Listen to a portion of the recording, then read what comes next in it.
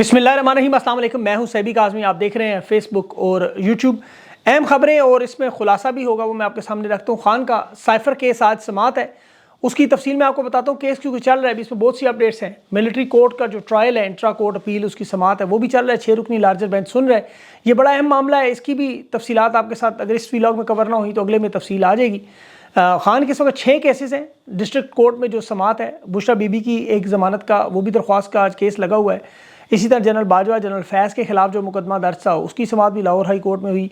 जो इंटरनेट की बंदिश है, ख़ास तौर पर ट्विटर मौजूदा एक्स है, उसके खिलाफ बंदिश पर भी दरख्वास्त है। और ये बड़ा अहम मामला, याद रखिएगा। सहाफ़ियों के अगवा के मामले पर सुप्रीम कोर्ट का केस वो भी सुन रहे हैं। इसी तरह लाहौर हाई कोर्ट में जो सुन्नी इत्तेहाद कौंसिल की जो मखसूस नशिस्तें तहरीक इंसाफ की जो है वो ना मिलने का, वो भी जस्टिस कामरान शेख ने आज फैसला करना है। और इमरान खान की रिहाई के मुतल्लिक बाकायदा तौर पर सवात से तहरीक का आगाज़, और मुराद सईद का ये बहुत बड़ा काम है। आज मुराद सईद की पेशावर हाई कोर्ट पुलिस ने वहाँ मुकम्मल सील भी कर दी, इतला मिल गई है। और वो आगे मैं चल के आपको बताता हूँ। आज़म स्वाति भी कागजात जो उनके मुस्तरद हुए उसकी एतराज़ात के लिए आज पहुँचे, और उनके मुखालिफ भी पहुँच गए। कैप्टन सफदर मरियम साहिबा के खामन, और जेल जो सुपरिटेंडेंट अडयाला जेल, उसे भी बुलाया गया, आज उसकी भी आमद है। इन 2 हफ्तों में बहुत से अहम मामला जो पाकिस्तानियों से छुपाए गए, जो अखबारात मीडिया में नहीं आने दिए गए, और ये वाक़यात बहुत अहम, ख़ास तौर पर अफ़गानिस्तान और पाकिस्तान के, ईरान के इन तमाम मामलात को ख़राब करने की बहुत बड़ी साजिश।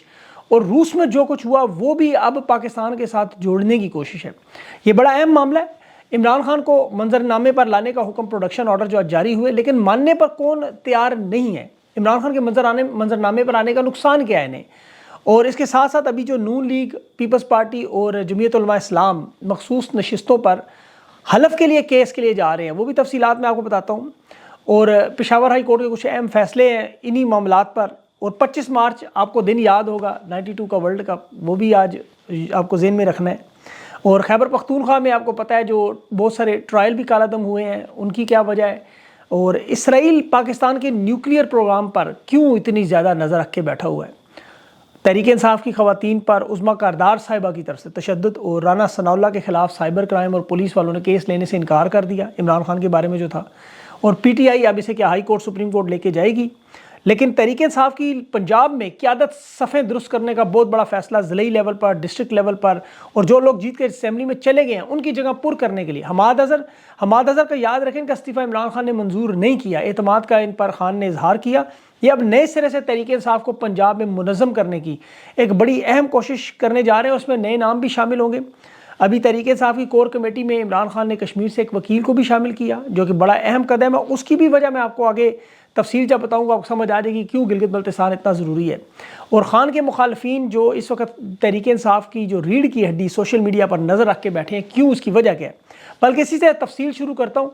सोशल मीडिया आपको पता है जो 10 महीने में जो किरदार अदा कर चुका है, वो कल मैंने आपको बड़ी तफसील से व्लॉग में बताया। तहरीक इंसाफ का ये बैकबोन है। इसको ख़त्म करने की पूरी कोशिश इसलिए की जा रही है कि ये आपको पता है एक्स को बैन किया गया, ट्विटर को बैन किया, इंटरनेट को बैन किया।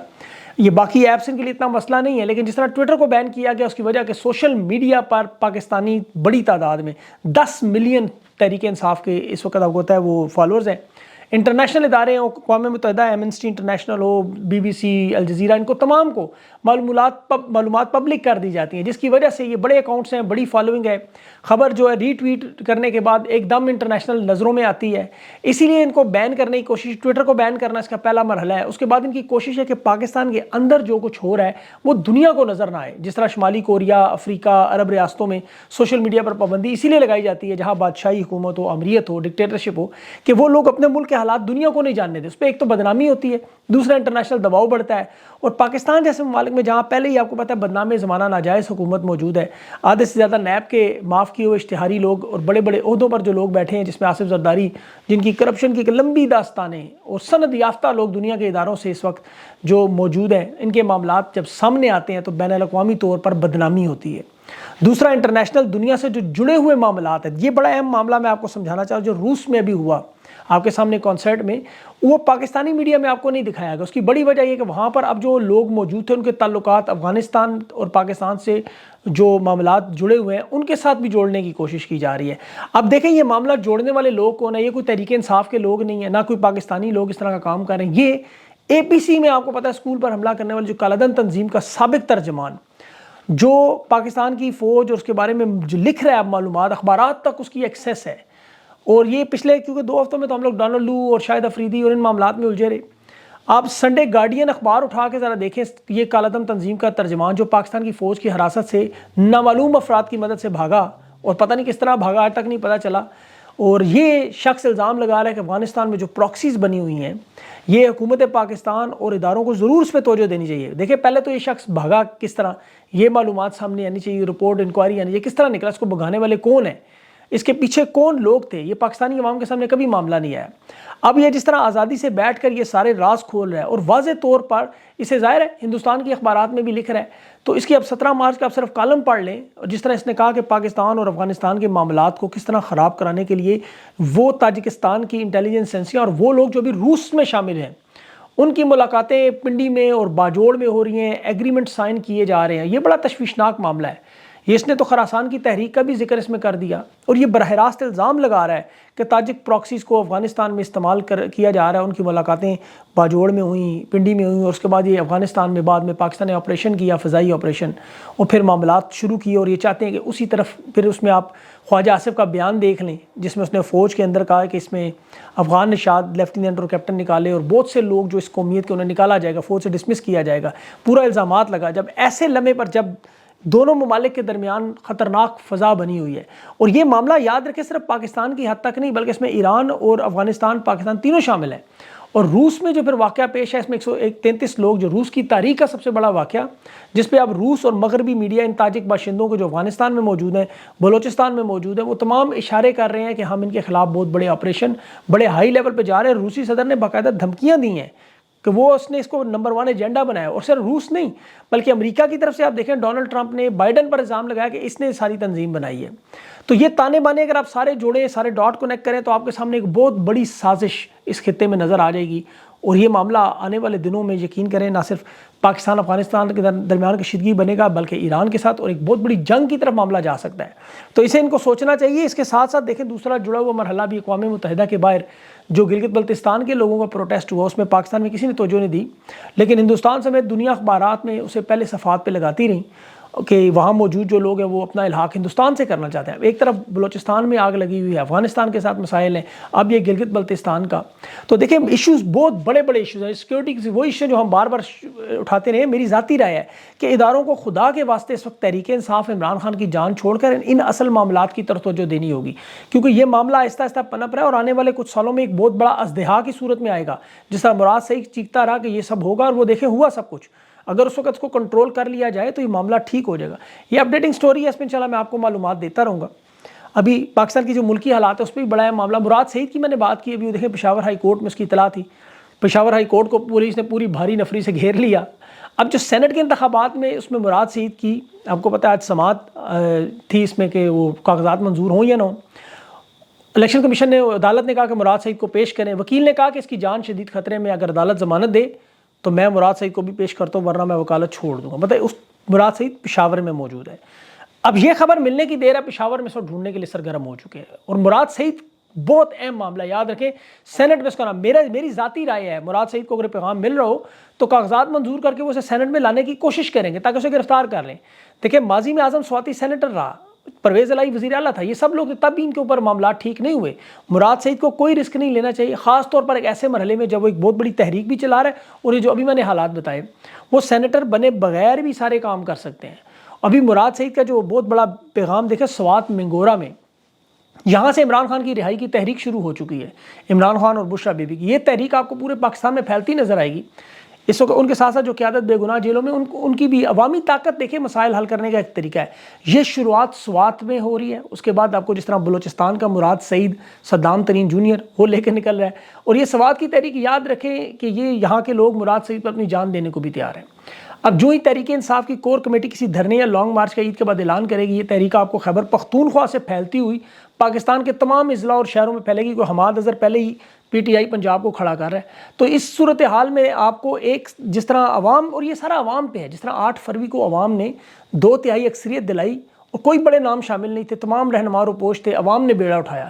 اس دفعہ ایک دفعہ پھر تحریک یہ عوام کے ہاتھ میں جا رہی ہے، اور آنے والے دنوں میں اگر عوام اسی طرح دباؤ بڑھاتی رہی تو عید کے بعد آپ دیکھیں 5 نومبر سے پہلے جب یہ زور پکڑے گی تحریک تو خان کی رہائی کا فیصلہ دینے پر یہ مجبور ہوں گے، کیونکہ اس کے 2 ہی طریقے ہیں، آپ کو میں بارہا کہہ رہا ہوں، ایک انٹرنیشنل دباؤ اور دوسرا جو تبدیلیاں ہیں وہاں جو انٹرنیشنل، اور دوسرا جو عوام کے احتجاج جو سڑک سے تحریک سے شروع ہوگا۔ اب اس کے لیے آپ کو کوئی بڑے ناموں کی لیڈرشپ کی طرف دیکھنے کی ضرورت نہیں ہے، معاملہ مراد سے اگر روپوش ہو کے چلا سکتا ہے تو جو موجود ہیں وہ بہتر کر سکتے ہیں، کیونکہ معیشت کی تباہی بڑھتی جا رہی ہے۔ دیکھیں روپے کی قیمت گر رہی ہے، معاشی مسائل بڑھ رہے ہیں، بیرونی قرضوں اور امداد کی جو کوششیں ہیں وہ کبھی بھی پاکستان کو اپنے پیروں پر نہیں کھڑا کر سکتے۔ اس کا میں آپ کو بڑا آسان طریقہ بتاؤں، دیکھیں دنیا بھر میں آپ دیکھ لیں، یا تو آپ آمدنی بڑھائیں، اخراجات کم کریں، اتنا اضافہ ہو تو ملک کو آپ ترقی پہ لا سکتے ہیں۔ اب یہاں جو آپ کے پاکستان میں اس وقت بنی ہوئی اشیاء باہر جا رہی ہیں اور جو باہر وہاں سے آ رہی ہیں، ان دونوں کے اندر اگر آپ پچھلے کوارٹر میں صرف تجارتی خسارہ دیکھیں تو وہ تقریباً 1 ارب 40 کروڑ ڈالر سے زیادہ بن رہا ہے، یعنی آپ باہر سے اشیاء زیادہ منگوا رہے ہیں۔ صرف فروری کے مہینے میں تجارتی خسارہ 1 ارب 70 کروڑ یہ بنا ہے۔ اب IMF سے جتنا قرضہ لیا ہے اتنا تو تجارتی خسارہ ہے۔ اب مہنگائی کے معاملات اپنی جگہ، جو انہوں نے 22% شرح سود رکھی ہے، لوگ اب اپنے کام کاج چھوڑ کے بینکوں میں پیسے جمع کروا رہے ہیں اور سود بھر کے اپنا کام چلا رہے ہیں۔ اب اس سے ہو کیا رہا ہے، بینک تو امیر ہو رہے ہیں لیکن سرمایہ کاری کا نظام بالکل پاکستان میں ختم ہوتا جا رہا ہے۔ ماضی میں جس طرح وہ گاڑیاں لیز پہ لیتے تھے، سود کی شرح 22%، لوگ اب وہ بھی نہیں لے سکتے۔ تنخواہ دار طبقہ ہے وہ ٹیکس دے دیتا ہے لیکن ان کے پاس کوئی ریلیف کا طریقہ بھی نہیں۔ آبادی جو اس وقت نوجوانوں پہ مشتمل ہے، نہ کاروبار ہے نہ نوکریاں ہیں، اور آبادی بڑھتی جا رہی ہے، اور یہ اتنے بڑے بڑے مسائل ہیں کہ یہ ٹھیک کرنا ناممکن ہے۔ انہی مسائل کی وجہ سے ابھی جو اسحاق ڈار سابق وزیر خزانہ وہ ناکام بھی اسی وجہ سے ہوا تھا، اور اب موجودہ وزیر خانہ کے بھی انہوں نے پر کاٹ دیے ہیں، ہاتھ باندھ دیے ہیں، تو وہ بھی تقریباً فارغ ہے۔ تو اس صورتحال میں عدم اعتماد ہی آئے گی، اس کے علاوہ اور کوئی حل نہیں ہے۔ حکومت اپنے انجام پر عدم اعتماد میں ہی پہنچے گی 5-6 مہینوں میں۔ تو اسی لیے آج عمران خان کے جو معاملات ہیں وہ بھی انشاءاللہ ٹھیک ہوتے نظر آئیں گے۔ فی الحال تو پروڈکشن آرڈر جو آج جاری ہوا اس میں ایڈیشنل سیشن جج طاہر عباس سپرا انہوں نے پروڈکشن کی درخواستوں کی سماعت دی۔ پچھلی سماعت میں آپ کو یاد ہوگا ویڈیو لنک سے حاضری کا حکم دیا تھا۔ اب جیل سپرنٹینڈنٹ نے ویڈیو لنک پر حاضری نہیں لگوائی، انکار کیا اور بہانہ کیا جی ٹیکنیکل معاملات ہیں، سرور ڈاؤن ہے۔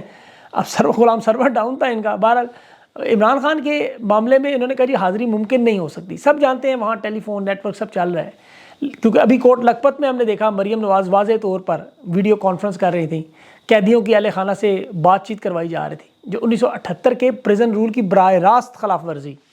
ایک وزیر اعلیٰ قانون کو اپنی 32 لاکھ کی جوتی کے نیچے رکھتی ہے۔ اب عدالتوں کو دیکھیں بلا کر انہیں پوچھنا چاہیے، لیکن یہاں وہ سردار طارق اعجاز صاحب نے کہا تھا کہ 200 سے زیادہ سول افسران جب تک کٹہرے میں نہیں لائے، جیلوں میں نہیں ڈالتے، معاملات ٹھیک نہیں ہو سکتے۔ تو انہیں لگتا ہے کچھ لوگوں کو سزائیں جب تک نہیں دیں گے اس وقت تک ٹھیک ہوں گے نہیں، لیکن جب ملک کا وزیر اعظم چور ہو، جس پر تاریخ کے جینون کیسز کی 44 ارب کی منی لانڈرنگ ثابت ہو، جس کی گواہی 45% کمیشن خود سابق آرمی چیف جنرل باجوہ دے، ایسے حالات میں عدالتوں کے احکامات کیسے منظور ہوں گے؟ جنرل باجوہ اور فیض کے معاملے میں ابھی دیکھیں جس شخص نے وہ اپیل کرنی تھی کہ انہوں نے اپنے عہدے سے استعفے سے پہلے اخباری نمائندوں کو انٹرویو کیوں دیے، آج وہ مدعی خود بھاگ گیا۔ وہ چیف جسٹس عامر فاروق سے کہتا ہے کہ یہ کیس آپ غیر معینہ مدت تک ملتوی کا، اس نے کر دیا، سائن مارن جان چھڑائی۔ اتنا پریشر تھا ان پہ، اندازہ کریں۔